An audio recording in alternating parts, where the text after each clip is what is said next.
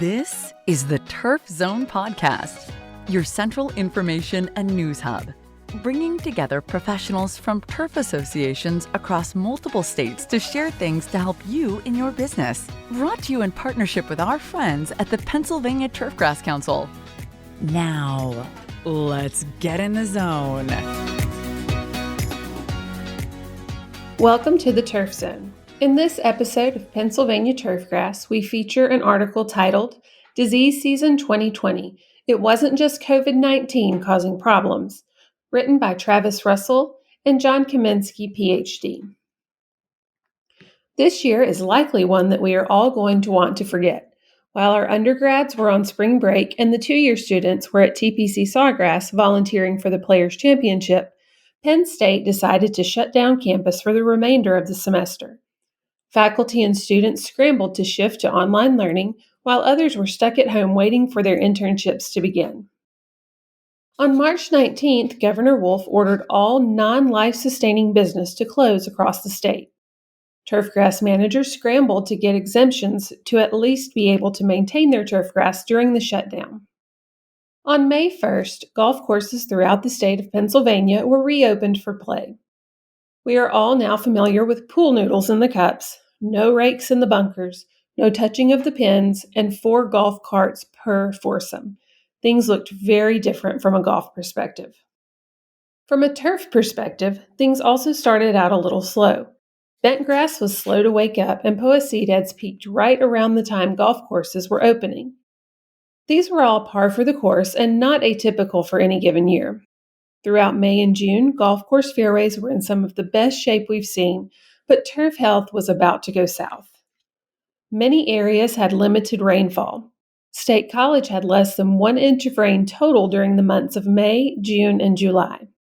That also coincided with periods of extreme temperatures in June and July. The need for supplemental irrigation to keep turf alive, combined with high temperatures and relative humidity, resulted in a series of disease outbreaks in the middle of the summer. Bacterial wilt. Bacterial wilt is an uncommon disease of annual bluegrass.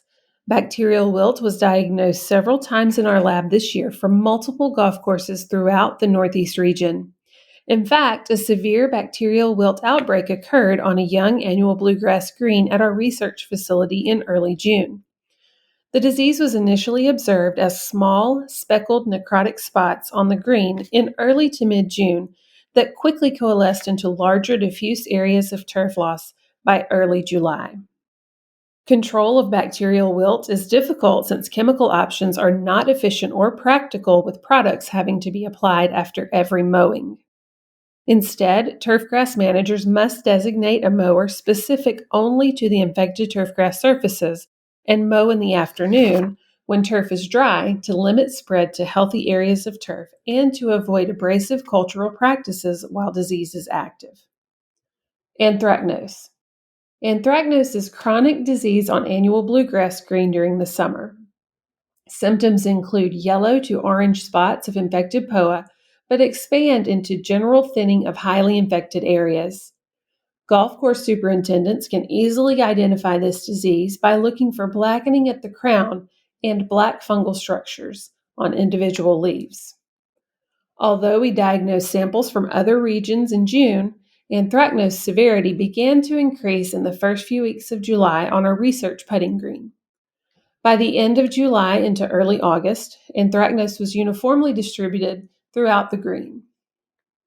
Preventive fungicide programs are essential to effectively control anthracnose. In addition, minimizing physiological stress is recommended to slow disease intensity. Maintaining adequate fertilization and irrigation will significantly limit physiological stress that can increase disease severity. Increasing mowing height is a critical mitigation strategy, but long-term cultural control strategies of reducing organic matter thatch development with regular aerification and routine top dressing when disease is not active will significantly help in combating the disease. Brown patch. Brown patch, caused by the pathogen Rhizoctonia solani, can be problematic on most turf grasses, including those grown on golf course putting greens, tees, and fairways, but also in the rough where tall fescue has become a more utilized species. Brown patch generally has a narrow window of activity in central Pennsylvania, but can be a more common problem in other areas where prolonged warm temperatures and high relative humidity are present. In 2020, however, the extended hot and humid conditions in State College resulted in prolonged brown patch activity from late June that continued into August. Maintaining adequate but not excessive nitrogen fertility and proper irrigation strategies can limit the occurrence of brown patch. Avoiding long periods of leaf wetness through early morning dew removal significantly reduces the duration of leaf wetness, which is favorable for disease development. Several fungicides are available for preventive and curative control of brown patch. Pythium Blight. Pythium blight is always a fear for turfgrass managers when intense heat waves roll through in the peak of summer across the state. The progression of Pythium blight is often manifested by cottony mycelial growth causing rapid blighting that leaves large areas of turf bare in a matter of days.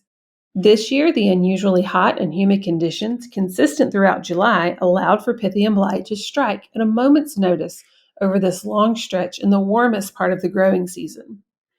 Outbreaks observed in our lab were generally from situations where turf was irrigated frequently due to the lack of rainfall. The excessive moisture combined with high temperatures resulted in rapid death. Limiting excessive moisture through proper irrigation and drainage practices is important in reducing conditions favorable for the Pythium pathogen. Preventive fungicide applications are a must when environmental conditions are favorable for growth of the pathogen to limit Pythium blight outbreaks and subsequent turfgrass loss. Pythium Patch. Pythium Patch is currently an undescribed and unique disease of annual bluegrass putting greens. Our lab is currently investigating the pathogen to fully understand its biology as well as the epidemiology of the disease.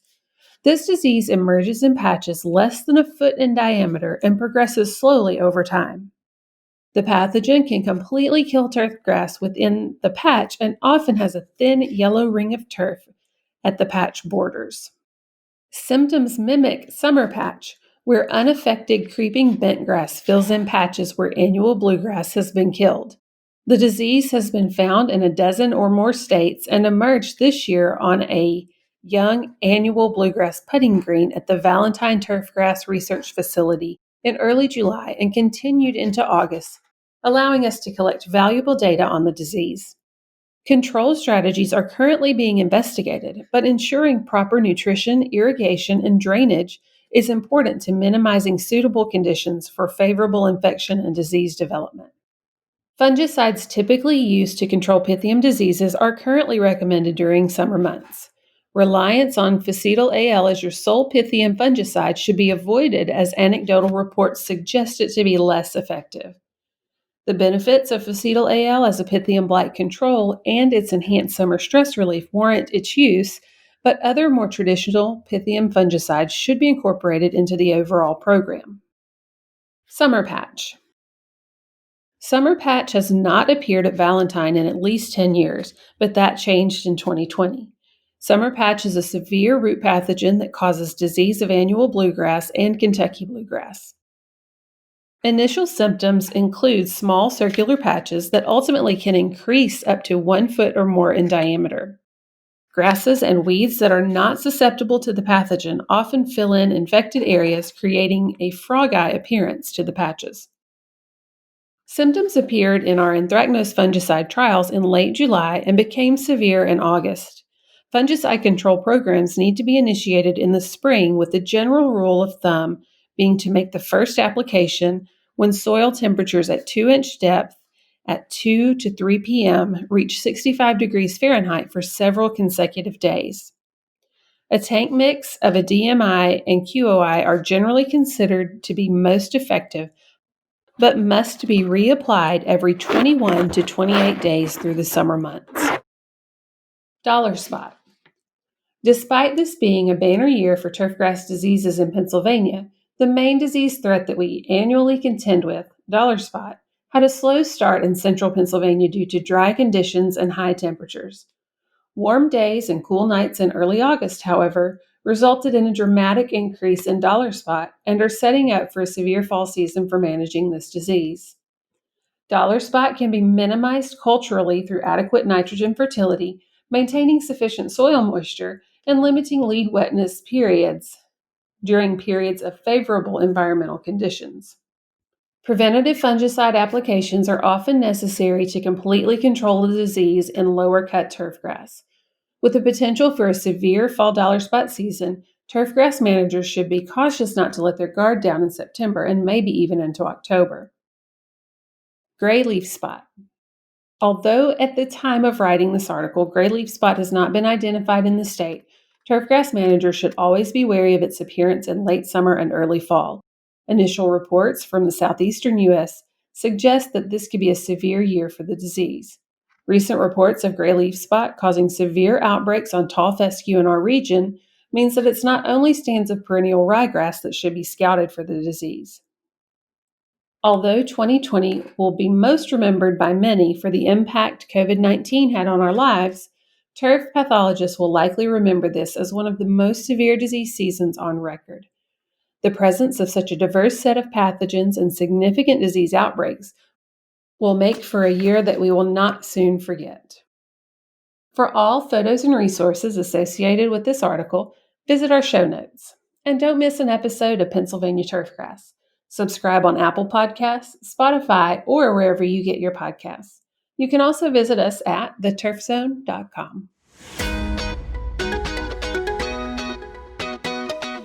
You've been listening to The Turf Zone.